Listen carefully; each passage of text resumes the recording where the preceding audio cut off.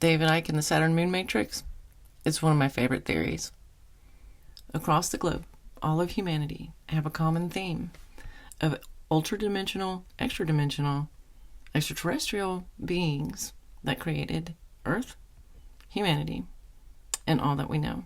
Mr. Icke proposes that we live in an artificially created simulation that is generated by a frequency that comes from Saturn and is magnified, projected to the Earth through the moon. I had done a reading in the past about aliens among us and asked, are they on the moon? Are they in the ocean? Are they in inner Earth? I got confirmation on all three. I'll link that video here somewhere, wherever it's going to show up. And I have included an edited version of it in this video. In that reading, I pulled these two oracle cards. And these are what made me think of the Saturn moon matrix. Because this one, Cleansing Waters, speaks about purification and life force. And it came with a card, Journey by Moonlight.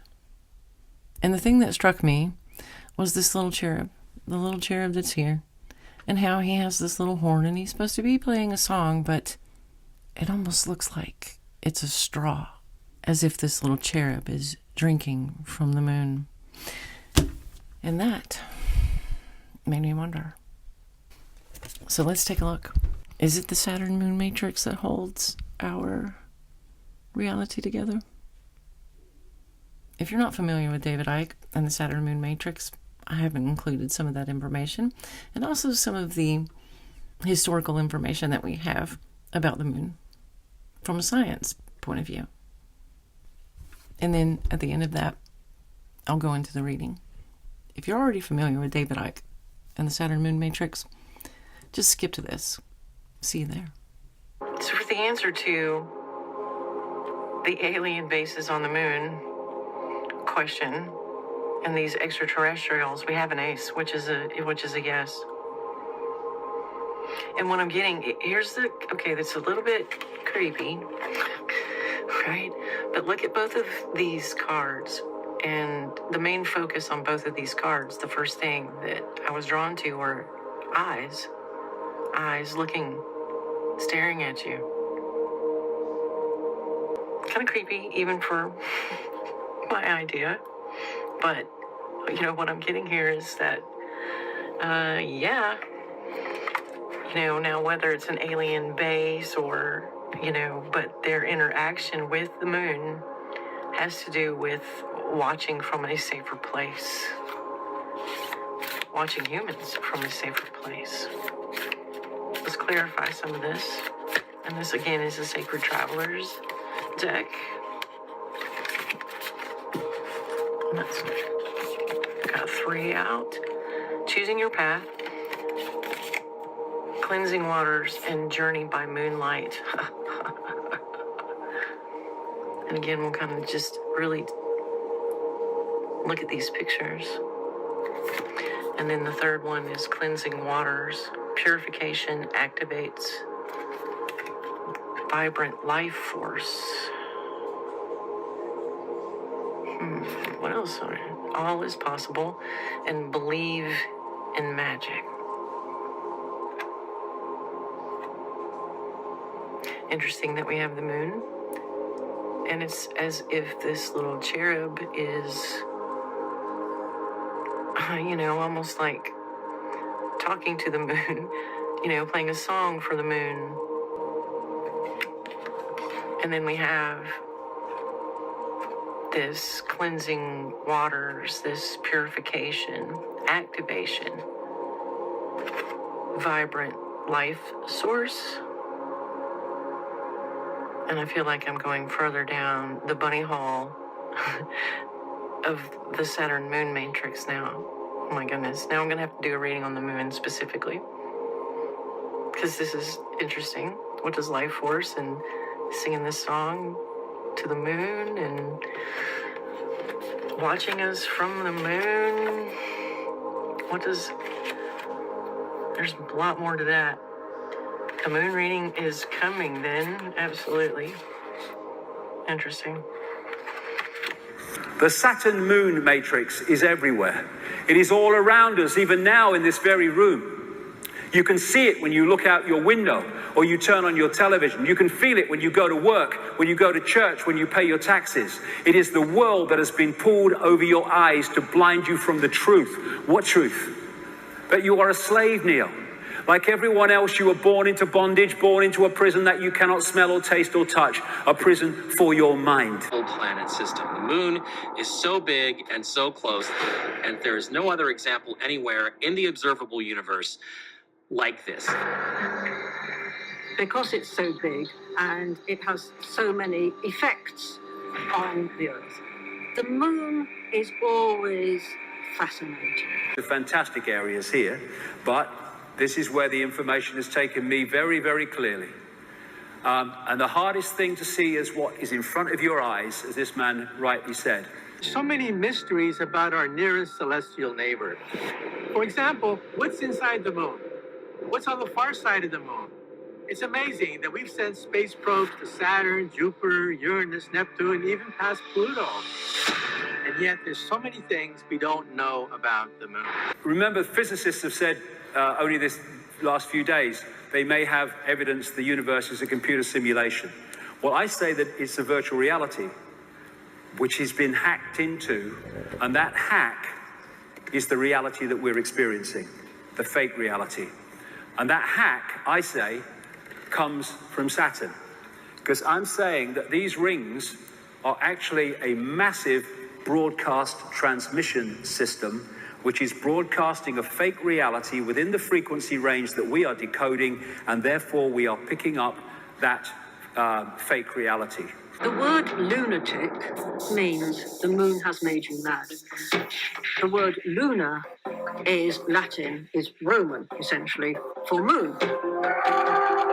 So clearly, over the millennia, the moon has been associated with a rise in madness or manifestations of mental disturbance, emotional disturbance.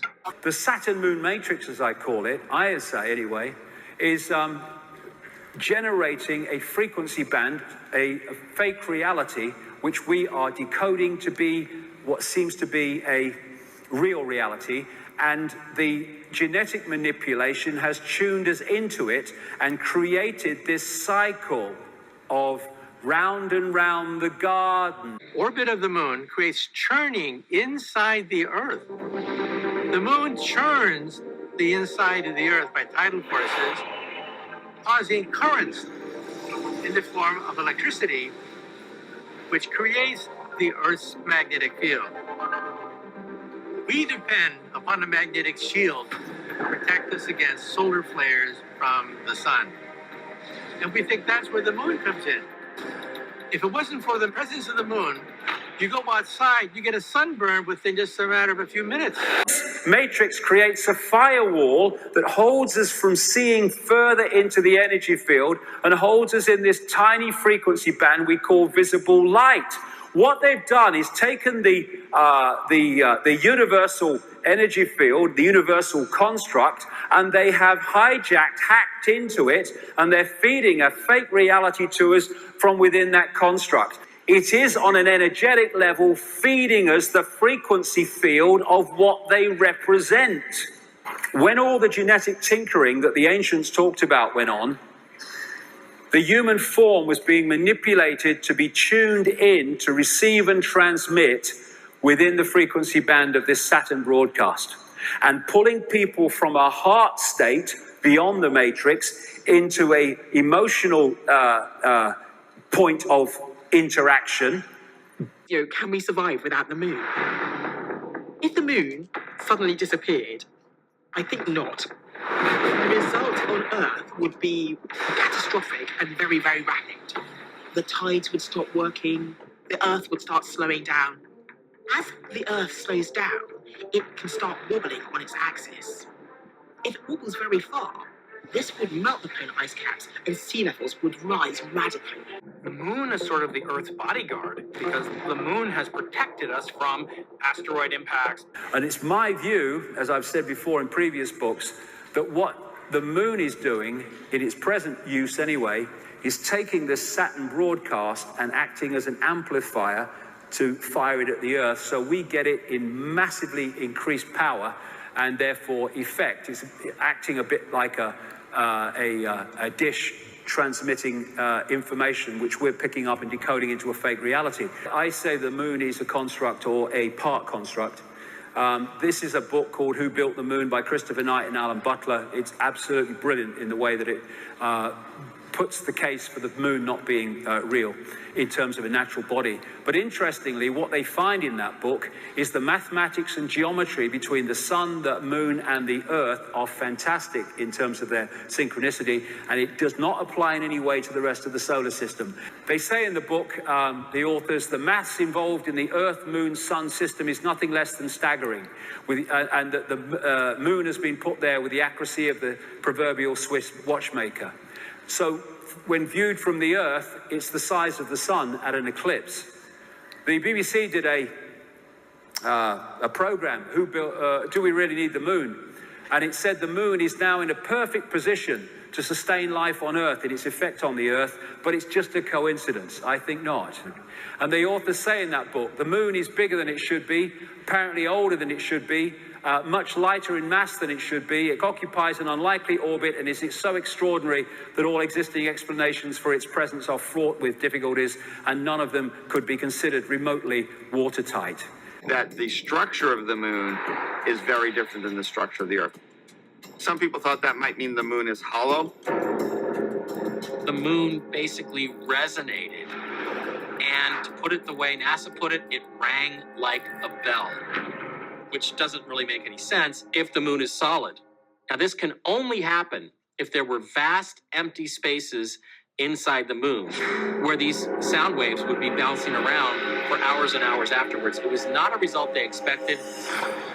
So it's possible what we're looking at here is that there are interior portions of the moon which are hollowed out. And the Gnostic writings found in Nag Hammadi in 1945, 1,600 years old or more, say that this is a separate system operating within the Archon system of the inorganic universe. The Gnostics talked about the fact that the Archons make something appear to happen that does not actually happen. They can induce a virtual reality experience. The Islamic people and pre-Islamic people talk about the jinn manipulating humans by creating illusions.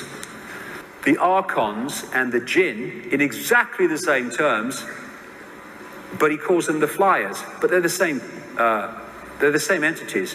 And this is what he said about them in the books.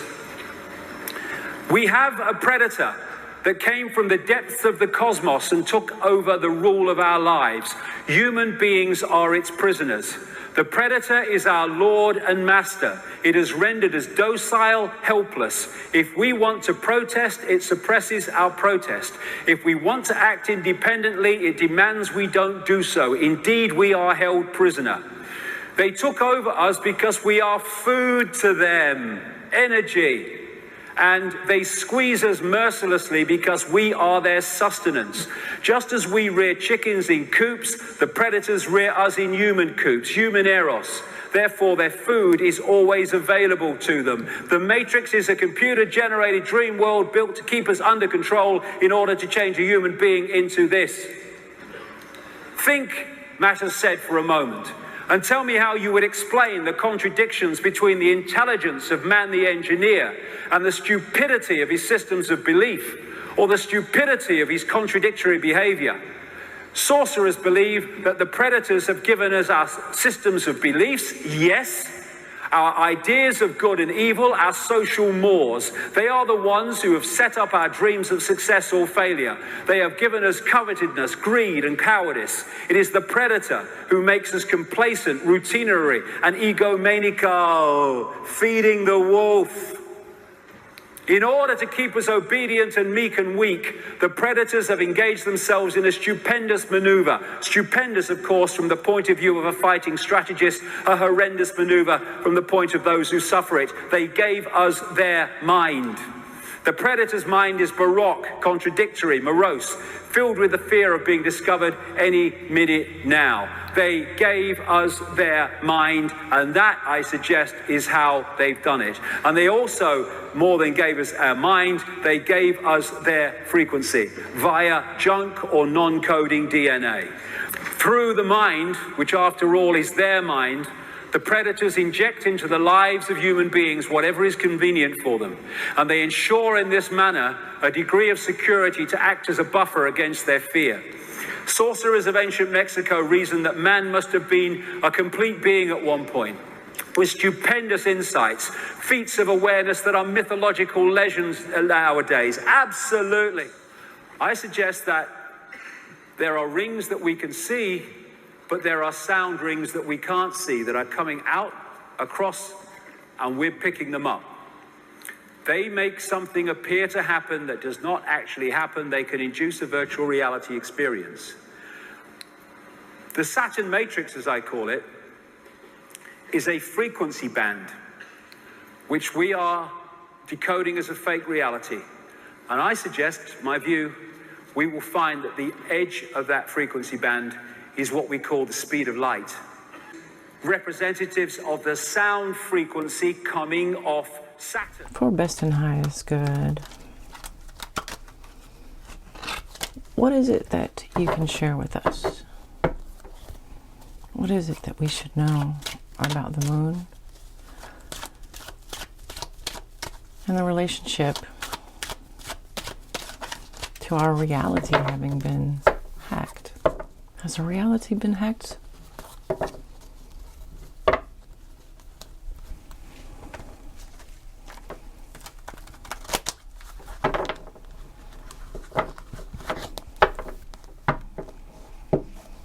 That's right. I'd like to begin with 3 cards, please.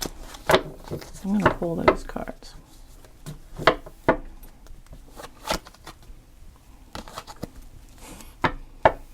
Pull those cards. Deck is upside down. The 9 of Wands, King of Pentacles, and the Queen of Wands, with Judgment on the bottom. And I'm asking the question, has a reality been hacked? I think it's pretty clear that the answer, this is a yes card, by the way.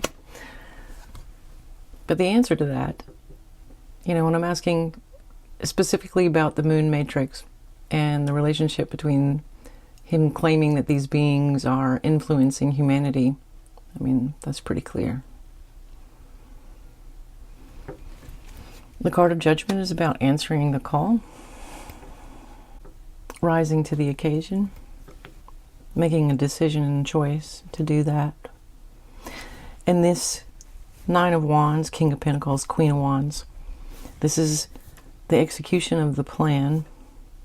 This is taking action. And this is reminding me of Earth. Right? She has the sunflower here.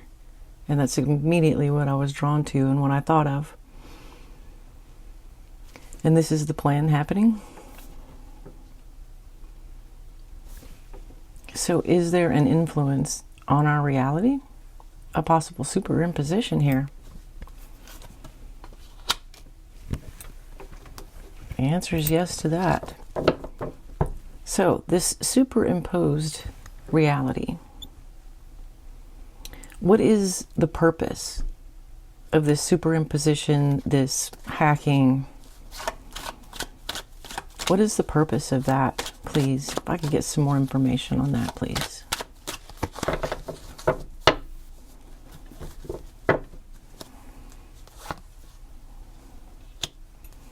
The 9 of Pentacles. The 7 of Pentacles and the Moon. And we have the High Priestess on the bottom. So what is the purpose? We have coins and coins. We have a coin here. This is about coming to fruition and harvesting. He's put this work in, and he's waiting for his work to pay off. And here with the Nine of Pentacles, it's about sovereignty and independence. Independently wealthy, independently creating all that she needs. David Icke made a mention about this superimposed reality having been created to create a prison for humanity because they feed off of our energy. And if the plan here is we can look at these coins as energy, then that is pretty clear that the purpose of this superimposition has to do with harvesting of this potential in humanity. And with the moon being here with the Queen of Wands and me being drawn to the flower, and this as earth. We have the earth and the moon. Just confirmation that there is a role being played here by the moon in this plan.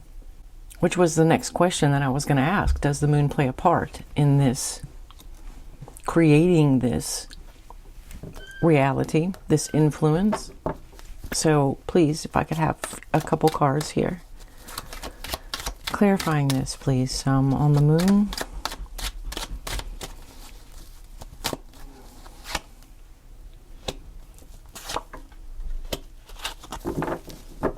And asking, does it play a part in creating this?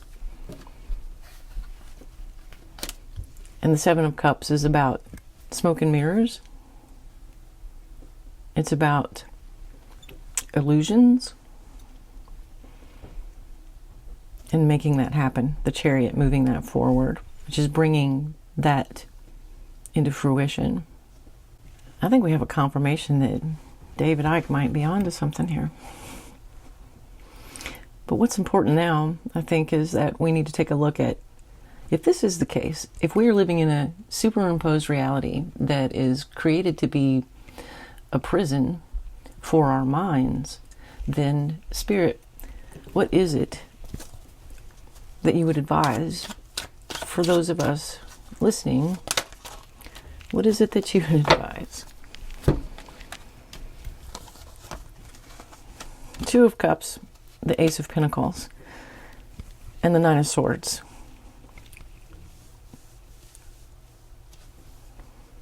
Again, a coin. What they are harvesting. What they are harvesting is one of two things. Or the potential for one of two things. Or both things. Because on each side, we have, the dichotomy of what we can create as human beings emotionally.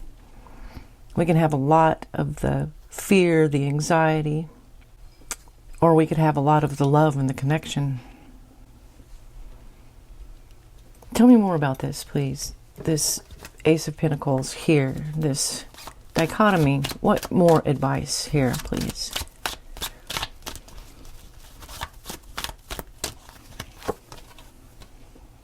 The world. The world represents completions and cycles, the beginning of new things as old things fall away. It's about the rhythm of the earth. It's also about brand new chapters and the closing out of old ones. And the advice here that I am getting is about choices, about how we're thinking, and that this potential of us bringing awareness to those things within ourselves, right? Even if we are living in an artificial construct that is made to be a prison for our mind, that does not mean that we have to be prisoners. Because when we have awareness of this, then we have the potential to create a new chapter. Because they can't continue to hold a prisoner when there are no walls, is what I'm hearing. The only prison there is here is your mind. And when we bring awareness to that, to what we are thinking, are we here or are we here in our minds? That this is a choice for us to be able to make. And the advice here is to realize that we are the only one that can keep us held prisoner. That even if there is this frequency and this matrix and this false reality superimposed upon a different reality or the original reality or whatever that story may be, that it is still our choice as to what we want to produce, right? What type of food, what type of frequency do we want to produce? Because the frequency, they can blast a frequency at us all day long. If we don't vibrate in the same frequency,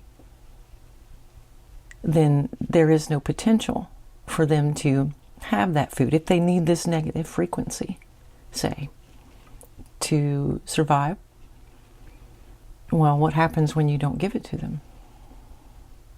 And you and me, we're the only ones that can change that. We're the only ones that can do anything about that.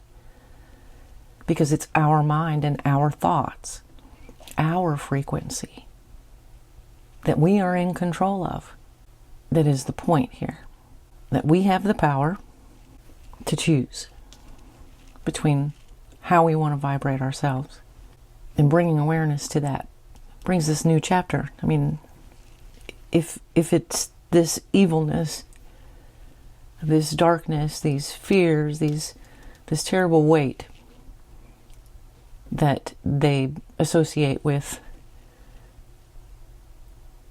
these beings, the archons and the Anunnaki and the Jinn and the flyers, they all say the same things, that it's a negativity that they're feeding on and a negative frequency that they are implementing on mankind.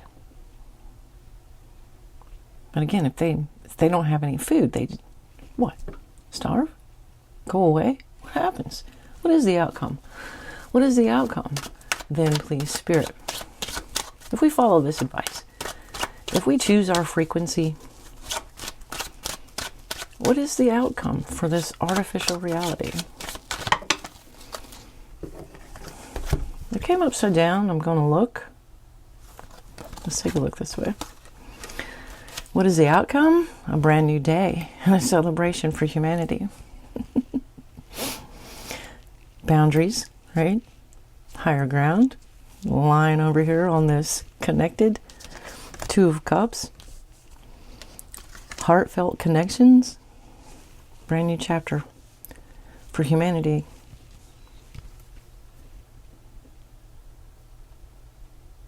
Coming together. Here's the cups.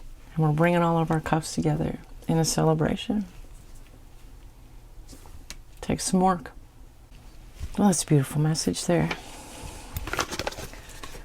Now back to the Sacred Travelers deck. And I'm going to have some more advice here, please, Spirit. Some more advice for those of us who would do that work. To pay attention to the frequency that is happening within our hearts, minds, our hearts and our minds, our hearts and our minds. To pay attention to these frequencies. What frequency do we hold? And what advice can you give for those of us that are willing to do that work? To take a look at our frequency and make a choice where we want to be. What advice? Reaching your destination?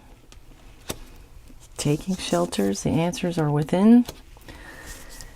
And getting that big picture, the view from above.